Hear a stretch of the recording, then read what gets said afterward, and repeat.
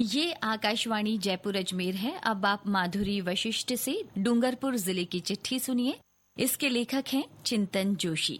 तापमान और मौसम में बदलाव के दौर के बीच में जिले में इन दिनों उत्सवों और धार्मिक आयोजनों की गहमा गहमी है। उत्सवों की श्रृंखला होली के रंगों से हुई, उसके बाद राजस्थान दिवस का उल्लास रहा, चैत्र नवरात्रों में अनुष्ठान हो रहे हैं और इसके बाद में ईद उल फित्र की मीठी महक से जिला सराबोर रहा। ये सब गतिविधियां आज की चिट्ठी में शामिल हैं। राजस्थान दिवस के उपलक्ष्य में जिले में 7 दिन के कार्यक्रमों की धूम मची रही। राजस्थान दिवस पर शहर में जिला प्रशासन की ओर से सुबह शोभा यात्रा निकाली गई। इस शोभा यात्रा में शहर के लोग, स्कूली बच्चे और कई जनप्रतिनिधि शामिल हुए। इस दौरान लोक कलाकारों की ओर से रंगारंग कार्यक्रमों की प्रस्तुतियां दी गईं। शोभा यात्रा शहर के गैप सागर पाल पहुंची, जहां जिला कलेक्टर समेत कई अधिकारियों, शहरवासियों और बच्चों ने दीपदान किया।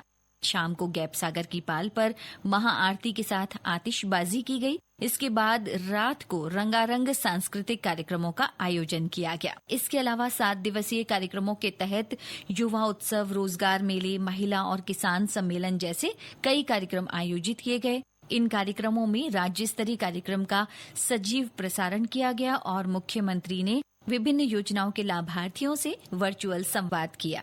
राज्य सरकार की ओर से खाद्य सुरक्षा योजना में अपात्र परिवारों का स्वेच्छा से नाम हटाने के लिए चलाए जा रहे गिव अप अभियान की आखिरी तारीख 30 अप्रैल तक बढ़ा दी गई है। जिला रसद अधिकारी ने बताया कि ऐसे परिवार जिसमें परिवार के सदस्य आयकर दाता हैं, सरकारी, गैर सरकारी, अर्ध सरकारी, स्वायत्तशासी संस्था में कर्मचारी हैं और जिनके परिवार में व्यक्तिगत उपयोग के लिए 4 पहिया वाहन है, वे परिवार खाद्य सुरक्षा योजना के लिए अपात्र हैं। ऐसे परिवारों को आखिरी अवसर दिया गया है। वे 30 अप्रैल 2025 तक अपने नाम खाद्य सुरक्षा योजना से हटवा सकते हैं। इसके बाद भी नाम नहीं हटवाए जाने पर अपात्र लोगों के खिलाफ नियमानुसार कार्रवाई की जाएगी। राजस्थान उच्च न्यायालय के न्यायाधीश और किशोर न्याय समिति के अध्यक्ष मनोज कुमार गर्ग पिछले दिनों जिले के दौरे पर रहे। अपने प्रवास के दौरान जस्टिस मनोज कुमार गर्ग ने बाल संरक्षण, दिव्यांग और मानसिक विमंदित बच्चों के पुनर्वास की स्थिति की समीक्षा की। इस दौरान उन्होंने मानसिक विमंदित गृह, मूक बधिर आवासीय विद्यालय और राजकीय संप्रेषण और किशोर गृह का निरीक्षण किया। पिछले दिनों झोथरी पंचायत समिति की उटिया ग्राम पंचायत में रात्रि चौपाल आयोजित की गई। इस चौपाल में अतिरिक्त जिला कलेक्टर ने ग्रामीणों की परिवेदनाएं सुनी और संबंधित अधिकारियों को नियमानुसार निस्तारण के निर्देश दिए। जिला कलेक्टर अंकित कुमार सिंह ने पिछले दिनों जिले के सभी ब्लॉक शिक्षा अधिकारियों की बैठक ली। श्री सिंह ने न्यून प्रगति वाले इंडिकेटर्स पर फोकस करते हुए कार्य करने के निर्देश दिए।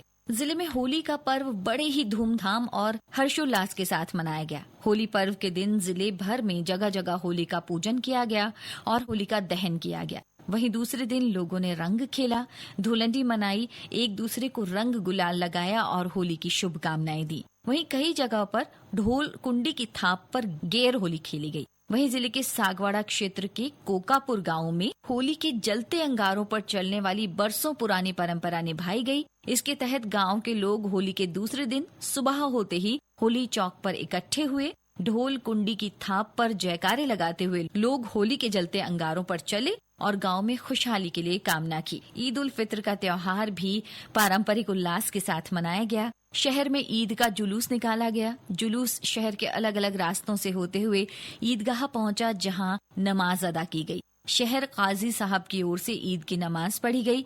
वहीं लोगों ने एक दूसरे को गले लगाकर ईद की बधाइयां दी और एक दूसरे के घर जाकर मीठी सेवइयां खाईं। जिले में इन दिनों धार्मिक आयोजनों का सिलसिला चल रहा है। चैत्र नवरात्रि पर कई धार्मिक अनुष्ठान हो रहे हैं। इन दिनों कई स्थानों पर नवरात्रि के मेले भर रहे हैं और लोग बड़ी संख्या में मंदिरों में पहुंच रहे हैं। चैत्र शुक्ल प्रतिपदा पर ही नव संवत्सर की शुरुआत हुई। नव संवत्सर की शुरुआत में लोगों ने एक दूसरे को नीम के पत्ते और मिश्री खिलाकर मुंह मीठा करवाया। इसके साथ ही डूंगरपुर जिले की चिट्ठी समाप्त हुई।